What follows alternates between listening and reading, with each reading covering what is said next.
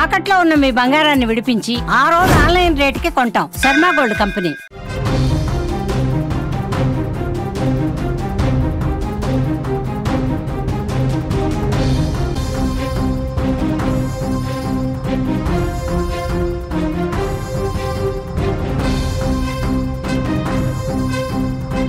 Ukraine Russia యుద్ధంపై America అధ్యక్షుడు Donald Trump తన వైఖరిని మార్చుకున్నట్లు తెలుస్తోంది.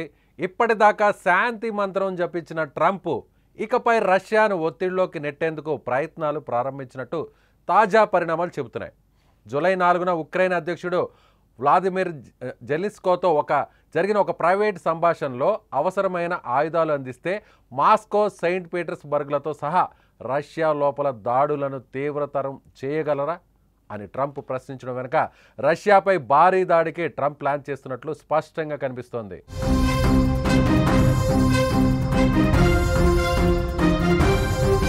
మరోవైపు రష్యా అధ్యక్షుడు వ్లాదిమిర్ పుతిన్తో ట్రంప్ ఫోన్ కాల్ సంభాషణ తీవ్ర నిరాశాజనకంగా ముగిసిన తర్వాత జెలెన్స్కీతో ఈ చర్చ జరిగినట్లు సమాచారం. కాల్పుల విరమణ చర్చలకు రష్యా నిరాకరించడంపై అమెరికాలో పెరుగుతున్న అసంతృప్తిని ఇది సూచిస్తోంది.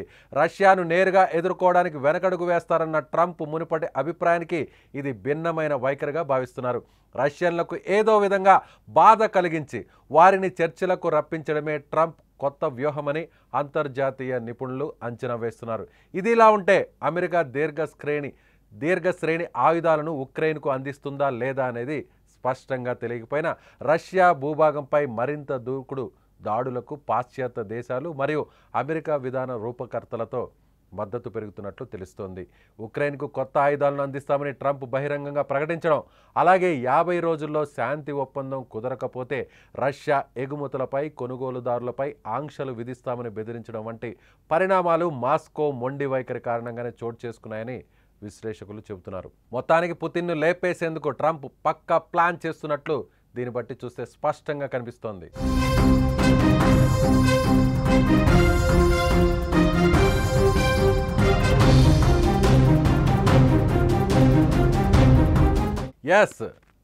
రష్యా విషయంలో అమెరికా అధ్యక్షుడు ట్రంప్ ఇకపై కఠినంగా ఉండబోతున్నారా?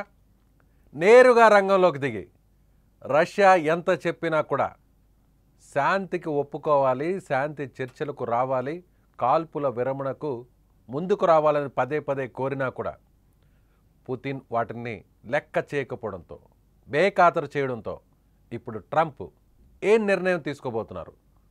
ఇక డైరెక్ట్గా రష్యా మీద దాడికి దిగే అవకాశం ఉందా, లేదంటే పుతిన్ని హతమార్చేటువంటి అవకాశం ఉందా?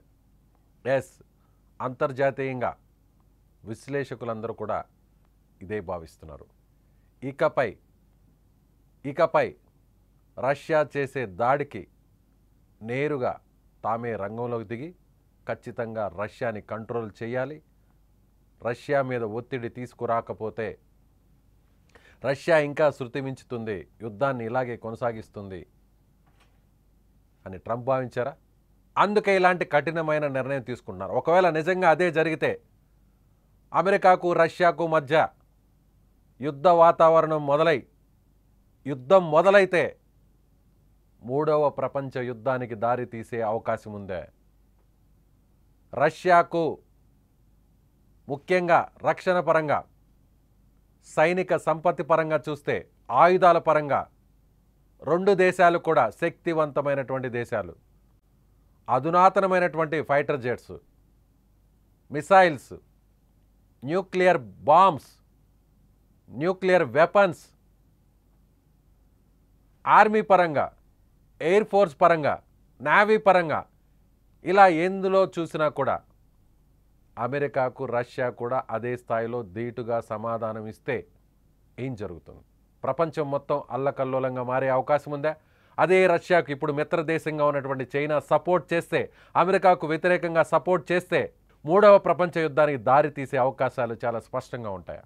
ట్రంప్ తీసుకునే నిర్ణయం, ట్రంప్ ఏ విధంగా ఇరాన్ విషయంలో నేరుగా అమెరికా దళాలు ఇరాన్ మీద ఎలాంటి దాడులు చేశాయో, నేరుగా తమ fighter jets, stealth fighter jets నేరుగా బాంబర్స్ని అక్కడ వేశాయో, అదే విధంగా అదే స్థాయిలో ఇప్పుడు పుతిన్ని హతమారిస్తే రష్యా అధ్యక్షుడు పుతిన్ని హతమారిస్తే ఏం జరగబోతుంది?